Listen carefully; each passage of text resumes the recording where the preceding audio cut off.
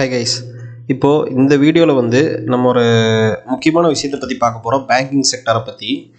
இப்போது மற்ற ஸ்டாக்ஸ் மற்ற கம்பெனிஸ் நம்ம அனலைஸ் பண்ணுற மாதிரி பேங்கிங் கம்பெனிஸையும், அதாவது பேங்க்கும் வந்து நம்ம அனலைஸ் பண்ணிட முடியாது. ஓகேங்களா? பேங்க் அனலைஸ் பண்ணுறதுக்கு ஒரு டிஃப்ரெண்ட்டான ஒரு சில ஃபேக்டர்ஸ் எல்லாம் இருக்குது. அந்த ஃபேக்டர்ஸை வந்து நீங்கள் புரிஞ்சுக்கிட்டிங்கன்னா தான் ஒரு பேங்கிங் ஸ்டாக்கை வந்து நீங்கள் அனலைஸ் பண்ண முடியும். சரிங்களா?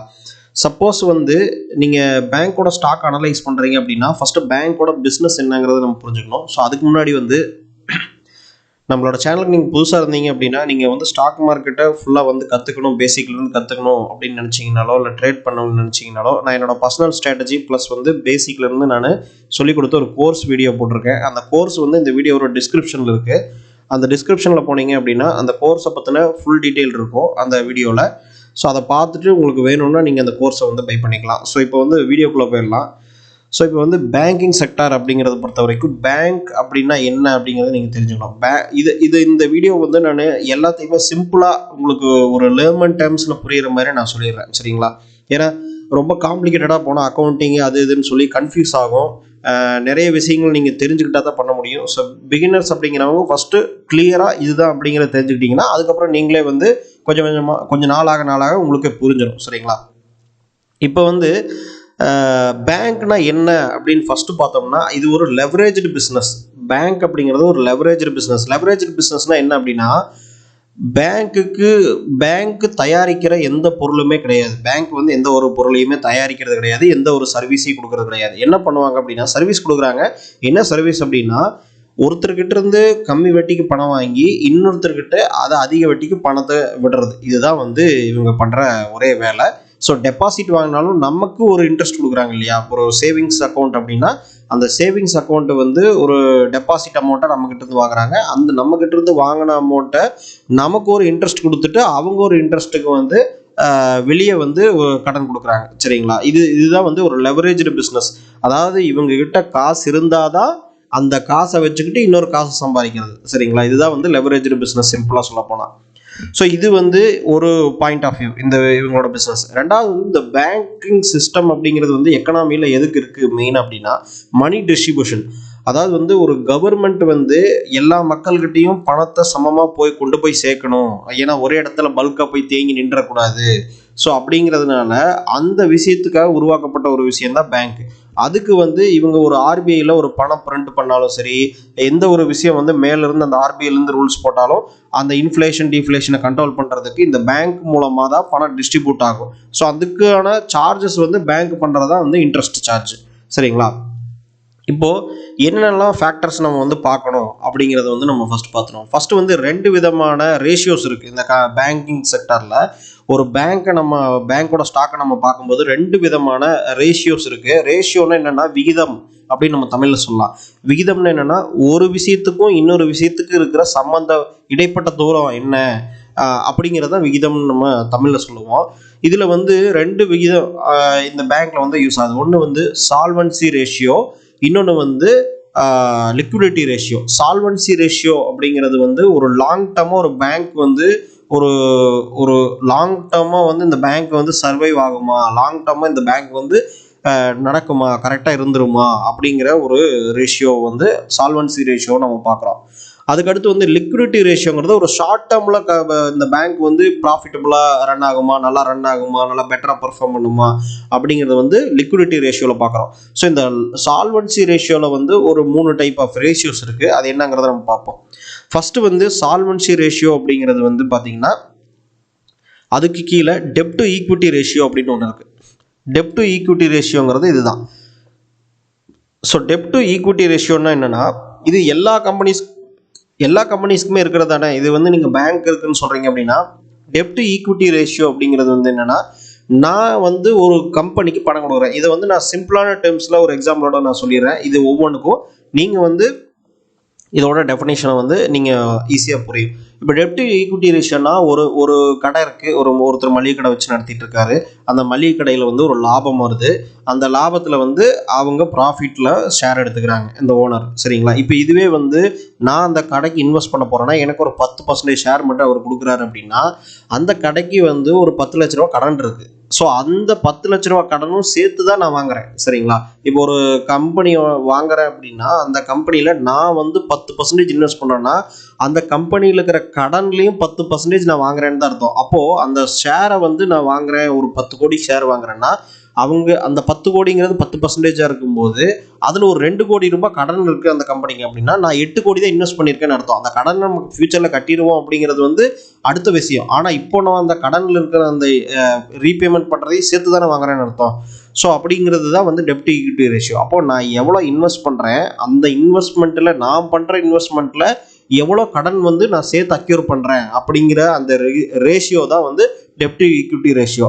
ஸோ இது வந்து எப்பவுமே பேங்க் ஹையாக தான் இருக்கும். ஏன்னா பேங்கே கடன் வாங்குற பிஸ்னஸ் தான், கடன் வாங்கி கடன் கொடுக்குற பிஸ்னஸ். சிம்பிளாக சொல்ல போனால் 2 ரூபா வட்டிக்கு வாங்கி 5 ரூபா வட்டி கொடுக்குற பிஸ்னஸ். அதை பற்றி நம்ம பார்ப்போம், இப்போ எக்ஸாம்பிள் பார்ப்போம். ஸோ இதுதான் வந்து டெப்ட் ஈக்விட்டி ரேஷியோ. இது எல்லா கம்பெனிக்கும் இருந்தாலுமே பேங்க்குக்கு அதிகமாக தான் இருக்கும். ஸோ அதனால் ஒரு பேங்க் இன்னொரு பேங்கையும் தான் டெப்ட் ஈக்விட்டி ரேஷியோ கம்பேர் பண்ணுமே தவிர நீங்கள் வந்து டெப்ட் ஈக்விட்டி ரேஷியோ வந்து மற்ற கம்பெனிஸோட கம்பேர் பண்ண முடியாது. எப்போவுமே பேங்க்கோட தான் அதிகமாக தான் இருக்கும். ஏன்னா அவங்க வந்து வாங்குற கடன் வச்சு தான் அவங்க வந்து வெளியே வந்து கடன் கொடுக்குறாங்க. அதனால வந்து இது அதிகமாக தான் இருக்கும். மற்ற கம்பெனிஸோட நீங்கள் கம்பேர் பண்ணக்கூடாது, மற்ற இன்னொரு பேங்க்கோட தான் இதை கம்பேர் பண்ணணும். ஸோ இந்த பேங்க்ல இருக்கிற எல்லா ரேஷியோவுமே இன்னொரு பேங்க்கோட கம்பேர் பண்ணி தான் நீங்கள் கண்டுபிடிக்கணும். சரிங்களா? தனிப்பட்டு அந்த ரேஷியோவை நீங்கள் டிசைட் பண்ண முடியாது. ஏன்னா இன்னொரு பேங்க்கோட கம்பேர் பண்ணும்போது மட்டும்தான் எது பெட்டரான பேங்க்கு அப்படிங்கிறத நீங்கள் பார்க்க முடியும். சரிங்களா? ரெண்டாவது வந்து என்னென்னா ஃபினான்ஷியல் லெவரேஜ். ஃபினான்ஷியல் லெவரேஜ் அப்படின்னா நான் அதான் சொன்னேன், அதாவது இந்த பேங்க் அப்படிங்கிறதே வந்து கடன் வாங்கி கடன் கொடுக்கறது அப்படிங்கிறதுனால எந்த அளவுக்கு அவங்க கடன் வாங்கியிருக்காங்க, அதை எந்த அளவுக்கு வெளியே கொடுக்குறாங்க, அந்த டோட்டல் அசட், அதாவது இன்ட்ரெஸ்ட் இன்கம்மு, அதை வெளியே கொடுத்துருந்த அமௌண்ட்டு, இது எல்லாம் சேர்த்து டோட்டல் அசட் எவ்வளோ இருக்குது, இவங்க வந்து எவ்வளோ டோட்டல் கடன் வச்சுருக்காங்க, அவங்க டோட்டல் அசட் எவ்வளோ இருக்குது, இது ரெண்டுக்கு நடுவில் எவ்வளோ டிஃப்ரென்ஸ் ஆகுது அப்படிங்கிறத கண்டுபிடிக்கிறது தான் ஃபினான்ஷியல் லெவரேஜ். சரிங்களா? இந்த ஃபினான்ஷியல் லெவரேஜுங்கிறது டோட்டல் டெப்ட்டு டிவைடட் பை டோட்டல் அசட் அப்படிங்கிற மாதிரி வச்சுக்கோங்க. ஸோ அப்படிங்கிறது தான் வந்து இந்த ஃபினான்ஷியல் லெவரேஜ். இதுவும் வந்து ஈக்விட்டி ரேஷியோவும் டெப்ட் ஈக்விட்டியும் ஒரே மாதிரி இருக்கிற மாதிரி உங்களுக்கு தெரியும், ஆனால் ஒரே மாதிரி கிடையாது. ஏன்னா இது ஹோல் பேங்க்குக்கு, இது வந்து நான் பண்ணுற இன்வெஸ்ட்மெண்ட்டுக்கு எனக்கு எவ்வளோ கடன் இருக்குது அந்த பேங்க்கில் அப்படிங்கிறது. சரிங்களா? அதனால் இது வந்து ஹோல் பேங்க், மொத்தமாக அந்த பேங்க் எவ்வளோ கடன் வாங்கியிருக்கு, எவ்வளோ வந்து அசட் வச்சிருக்கு அப்படிங்கிறதோட ரேஷியோ. அதுக்கடுத்து வந்து பார்த்தீங்கன்னா capital adequacy ratio. Capital adequacy ரேஷியோனா என்னென்னா, சிம்பிளாக நான் ஒரு பிஸ்னஸ் பண்ணுறேன், என்னோட பிஸ்னஸ் வந்து இந்த அளவுக்கு லாஸ் ஆச்சுன்னா இதுக்கப்புறம் நான் பிஸ்னஸே நடத்த முடியாது, நான் கடையை க்ளோஸ் பண்ணிடுவேன் அப்படின்னு என்னைக்கு சொல்கிறனோ அது எவ்வளோ ரூபாய் லாஸ். சப்போஸ் எனக்கு 1 கோடி லாஸ் ஆச்சுன்னா என்னோட முடிஞ்சது, அதுக்கப்புறம் நான் பிஸ்னஸ் ரன் பண்ண முடியாது. இதே வந்து ஒரு 80 லட்சம் லாஸ் ஆனால் கூட அந்த மீதி இருக்கிற 20 லட்சத்தை வச்சு நான் கொஞ்சம் கொஞ்சமாக டெவலப் ஆகி வந்துடுவேன், அதாவது வந்து கடையை ரன் பண்ண முடியும். ஸோ ஆப்ரேட்டிங் எக்ஸ்பென்ஸ் வந்து அவ்வளோதான் இருக்குது அப்படின்னு சொன்னேன்னா அந்த 80 லட்சங்கிறது வந்து கேபிட்டல் அடிக்யூசி ரேஷியோவில் ஒரு பார்ட்டு. ஸோ இதுவே வந்து 1 கோடி இருக்குது அப்படின்னா அந்த 1 கோடி எனக்கு லாஸ் ஆயிடுச்சு அப்படின்னா அதுக்கப்புறம் நான் மேற்கொண்டு நடத்தவே முடியாது என்னோட கம்பெனியை, நான் இழுத்து க்ளோஸ் பண்ணிட வேண்டியது தான் அப்படிங்கிறது தான் கேபிட்டல் அடிக்யூசி ரேஷியோ. இந்த கேபிட்டல் அடிக்யூசி ரேஷியோ அப்படிங்கிறது வந்து எந்த அளவுக்கு ஒரு பேங்க் வந்து அதை க்ளோஸ் பண்ணுறதுக்கு முன்னாடி எவ்வளோ லாஸை வந்து தாங்கிக்க முடியும். அப்போது ஒரு பேங்க், இப்போ கொட்டாக் மஹேந்திரா 100 கோடி, நான் எக்ஸாம்பிளுக்கு சொல்கிறேன், இது 100 கோடிங்கிறது வந்து 100 கோடி மட்டுமே கிடையாது, நான் ஒரு எக்ஸாம்பிளுக்காக சொல்கிறேன். இப்போ கொட்டாக் மஹேந்திரா அப்படிங்கிற பேங்க் வந்து 100 கோடி லாஸ் ஆச்சுன்னா அது அவ்வளோதான், பேங்க் வந்து அதுக்கு மேலே நடத்த முடியாது அப்படி இருக்கும். இப்போ இதுவே HDFCனா ஒரு 500 கோடி லாஸ் ஆச்சுன்னா என்னால் வந்து நடத்த முடியாது அப்படிங்கிறது தான் இந்த கேபிட்டல் அடிக்யூசி ரேஷியோ வந்து மென்ஷன் பண்ணுற ஒரு பாயிண்ட். ஸோ கேபிட்டல் அடிக்யூசி ரேஷியோங்கிறது ஒரு பேங்க் இன்னொரு பேங்க்கு கம்பேர் பண்ணி நீங்கள் கண்டுபிடிக்கலாம். ஸோ இது அதிகமாக இருக்கும்போது என்ன ஆகும், அவங்களால அதிகமான லாஸை தாங்கிக்க முடியும் அப்படிங்கிற ஒரு பலம் இருக்குது அப்படிங்கிறத சொல்லுவோம். ஸோ இந்த சால்வன்சி ரேஷியோ வந்து இந்த 3 பாயிண்ட் தான். அதுக்கடுத்து வந்து லிக்விடிட்டி ரேஷியோ பார்த்துருவோம். லிக்விடிட்டி ரேஷியோ வந்து பார்த்தீங்கன்னா first point credit to deposit ratio.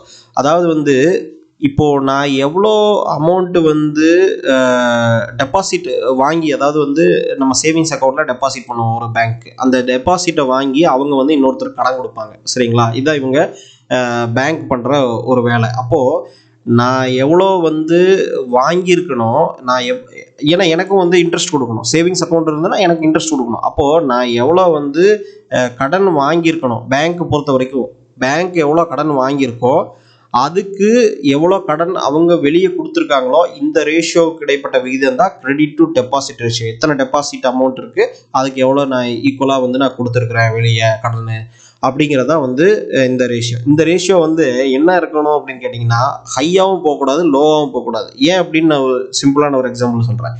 இப்போ வந்து நான் வந்து 2 ரூபா வட்டிக்கு, சிம்பிளாக சொல்கிறேங்க, 2 ரூபா வட்டிக்கு நான் பணம் வாங்கி 5 ரூபா வட்டிக்கு வெளியே பணம் கொடுத்துட்டு இருக்கிறேன். இதுதான் என்னோட வேலை அப்படின்னா, நான் ஒரு மிடில் மேன் மாதிரி. அந்த 2 ரூபா வட்டிக்கு வாங்கி 5 ரூபா வட்டி கொடுத்தேன்னா மீதி 3 ரூபா இருக்கு இல்லையா, அந்த 3 ரூபா தான் என்னோட பர்சன்டேஜ் ஆஃப் ப்ராஃபிட் மார்ஜின்.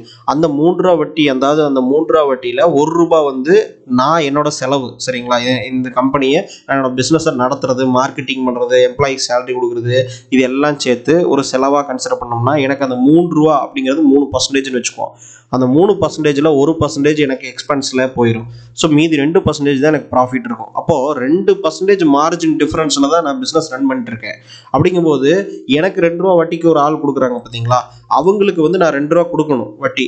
அந்த 2 ரூபா கொடுத்தது போக மீதி நான் வெளியே 5 ரூபாய்க்கு கொடுக்கணும்னா 3 ரூபா எனக்கு லாபம் இருக்குது. அப்போ நான் அதிகமாக கடன் வாங்கினா என்ன ஆகும், நான் வாங்குற இடத்துல அதிகமாக வாங்கணும்னா நான் அந்த அமௌண்ட்டை வெளியே கொடுத்தா தான் எனக்கு லாபம், வேற எந்த வகையில் எனக்கு லாபம் இல்லை. அப்போது நான் வாங்குறதுக்கு ஈக்குவலாக நான் வெளியே கொடுக்கணும், சரிங்களா, வாங்குறதுக்கு ஈக்குவலாக நான் வெளியே கொடுத்தா தான் திரும்ப அவங்க கடனை கட்டி என்னோட பண்ண முடியும். சப்போஸ் நான் ஓவராக வாங்கிட்டு நான் கடன் கொடுக்கல அப்படின்னா, வெளியே வந்து லோன் கொடுக்கல, கிரெடிட் கொடுக்கல அப்படின்னா என்கிட்ட தான் ஃபுல் பணம் இருக்கும், அதுக்கான வட்டி நான் ஃபுல்லாக கட்டி ஆகணும், அப்போ எனக்கு லாஸ். ரெண்டாவது, ஒருவேளை நான் கம்மியான பணம் வாங்கி அதிகமான பணத்தை நான் வட்டி கொடுத்துட்டேன் அப்படின்னா அப்போ என்ன ஆகும், எனக்கு வந்து அதிகமான வட்டி கிடைக்கும்னு சொல்லி அதிகமான பணம் கொடுப்போம். ஆனால் அது வந்து ரிஸ்கில் கொண்டு போய் விடும். ஏன்னா சப்போஸ் வந்து அதிகமான பணத்தை நான் கொடுத்துட்டேன், என்கிட்ட இருக்கிற கையில் இருக்கிற காசு எல்லாத்தையுமே நான் கொடுத்துட்டேன், ஆனால் என்கிட்ட நான் வட்டிக்கு வாங்கலை அப்படின்னா அப்போது எனக்கு வந்து ஒரு ப்ராப்ளம் நடந்தது. இப்போ இந்த மாதிரி பேண்டமிக் எக்கனாமி நடந்தது அப்படின்னா எனக்கு அமௌண்ட் எல்லாம் ரெக்கவரி ஆகாது. எனக்கு அமௌண்ட் ரெக்கவரி ஆகலை அப்படின்னா திருப்பி அவங்களுக்கு கொடுக்க முடியாது, என்னோட பிஸ்னஸையும் நடத்த முடியாது. ஸோ இது வந்து என்னன்னா, ஒரு ஆற்றுல போகிற தண்ணி மாதிரி அளவாக கரெக்டாக வந்து அந்த லிக்விடிட்டியில் மெயின்டைன் பண்ணிக்கிட்டே இருக்கணும், சரிங்களா. இதுதான் வந்து சிம்பிளாக நம்ம வந்து புரிஞ்சுக்க வேண்டிய விஷயம். கிரெடிட் டு டெபாசிட் ரேஷியோவில் இந்த பேங்க் பண்ணுற விஷயம் வந்து என்னென்னா, நான் வாங்குற அமௌண்ட்டை கரெக்டாக கொடுத்துட்டே இருக்கணும், நடுவில் ஒரு அமௌண்ட்டு எனக்கு நிற்கிற மாதிரி அப்படியே மேனேஜ் பண்ணிக்கிட்டே இருக்கணும். இது பேலன்ஸ் பண்ணுறது தான். அதாவது பேங்க் வந்து எப்பவுமே ஒரு கம்பி மேலே நடக்கிற மாதிரி 2 பக்கம் பேலன்ஸ் பண்ணி நடந்துகிட்டே போயிட்டு இருக்கணும். அதுதான் வந்து அவங்களோட முக்கியமான வேலை. இது வந்து ஹையாகவும் போகக்கூடாது, இந்த கிரெடிட் டு டெபாசிட் ரேஷியோ லோவாகவும் போகக்கூடாது. 2ல் எப்படி போனாலும் அவங்களுக்கு ப்ராப்ளம் ஆகும். அதுக்கடுத்து வந்து பார்த்தீங்கன்னா காசா ரேஷியோ. காசா ரேஷியோன்னா என்னென்னா, current account and savings account ratio. So current account எவ்வளோ இருக்குது, சேவிங்ஸ் அக்கௌண்ட் எவ்வளோ இருக்குது அப்படிங்கிறத வந்து நம்ம பார்க்கணும். ஏன்னா அதுலேருந்து தானே நம்ம பணம் வருது. ஸோ பணம் டெபாசிட் பண்ணுறது எந்த அளவுக்கு டெபாசிட் பண்ணியிருக்காங்க, கரண்ட் அக்கௌண்ட் எத்தனை அக்கௌண்ட் இருக்குது, எவ்வளோ டெபாசிட் பண்ணியிருக்காங்க, சேவிங்ஸ் அக்கௌண்ட் நீங்கள் பேங்க்கில் போனீங்கன்னா தெரியும், சேவிங்ஸ் அக்கௌண்ட் ஓப்பன் பண்ணிங்கனாலும் சரி, கரண்ட் அக்கௌண்ட் ஓப்பன் பண்ணாலும் எவ்வளோ அமௌண்ட் வந்து ஃபண்டு பண்ணுறீங்க, அந்த இனிஷியல் ஐபி செக்குன்னு சொல்லுவாங்க, அது வந்து எவ்வளோ பண்ணுறீங்க, அதிகமாக பண்ணுங்கன்னு கேட்பாங்க. ஏன்னா அது அதிகமாக இருந்தால் தான் இவங்களுக்கு வந்து ஒரு சேஃப்டி, இவங்களும் பேங்க்குக்கு வந்து ஒரு பெட்டராக பர்ஃபார்ம் பண்ண முடியும். அதனால் காசா ரேஷியோ அப்படிங்கிறது வந்து கரண்ட் அக்கௌண்ட் அண்ட் சேவிங்ஸ் அக்கௌண்ட்டோட ரேஷியோ. இது 2க்கு இருக்கிற ரேஷியோ இல்லை, இந்த டோட்டலாக இந்த கரண்ட் அக்கௌண்ட் சேவிங்ஸ் அக்கௌண்ட் இருக்கிற டோட்டல் ரேஷியோ. ஸோ அதுக்கு அடுத்து வந்து பார்த்தீங்கன்னா கரண்ட் ரேஷியோ. கரண்ட் ரேஷியோன்னா என்ன அப்படின்னா, இந்த கரண்ட் ரேஷியோங்கிறது வந்து இப்போ ஷார்ட் டேர்ம் லைபிலிட்டி இருக்கும். இப்போது ஒரு வருஷத்துக்கு நீங்கள் அந்த பேங்க்கில் கணக்கு போட்டிங்கன்னா இவ்வளோ சேலரி கொடுக்கணும், இவ்வளோ எக்ஸ்பென்ஸ் இருக்குது, இவ்வளோ மார்க்கெட்டிங்க்கு இவ்வளோ பட்ஜெட் ஒதுக்கி இருக்கிறோம். அப்போது இதெல்லாம் வந்து ஒரு ஷார்ட் டேர்ம், ஃபஸ்ட்டு ஒரு வருஷத்துக்கு இருக்கிறது எல்லாமே ஷார்ட் டேர்ம் லைபிலிட்டிஸ், அதாவது கரண்ட் லைபிலிட்டிஸ், நான் கரண்ட் லைபிலிட்டிஸ் அப்படின்னு சொல்லுவோம்.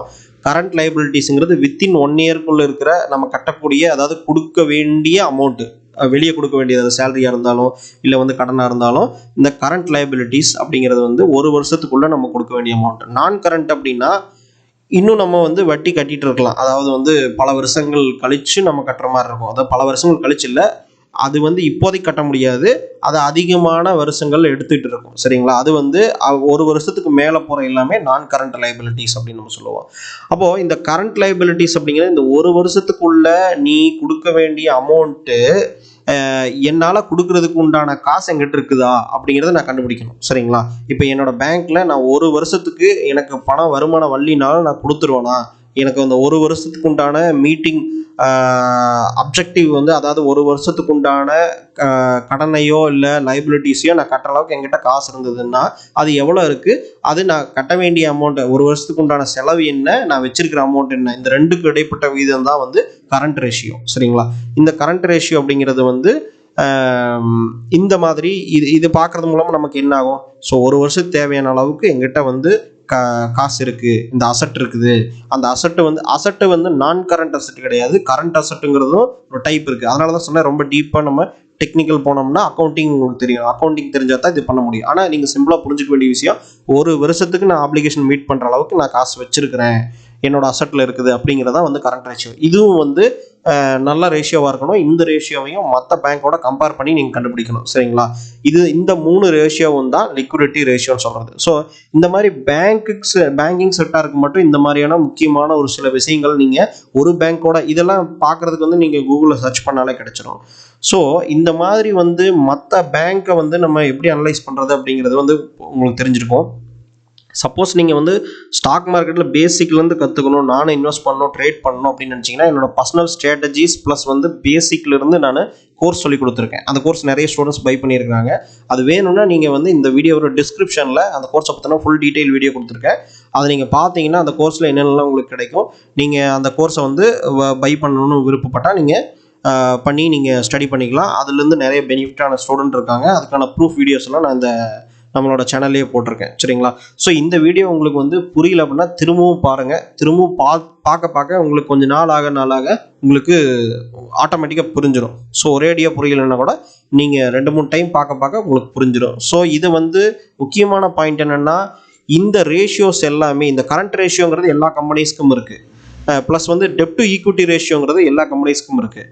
அப்போது அதை வந்து கம்பெனிஸ்க்கு நம்ம கம்பேர் பண்ணுற மாதிரி பண்ணக்கூடாது. இது வந்து ஒரு பேங்க்குக்கு இன்னொரு பேங்க்குக்கு தான் நம்ம கம்பேர் பண்ணணுமே தவிர மற்ற ஸ்டாக் அனலைஸ் பண்ணுற மாதிரி டோட்டலாக வந்து கரண்ட் ரேஷியோனா இவ்வளோ இருக்கணும், டெப்ட் டு ஈக்விட்டி ரேஷியோனா இவ்வளோ இருக்கணும் அப்படின்னு நம்ம சொல்ல முடியாது. ஸோ அதனால் பேங்க்குக்கு கம்பேர் பண்ணி கண்டுபிடிச்சிங்க. ஸோ நெக்ஸ்ட் வீடியோவில் பார்ப்போம்.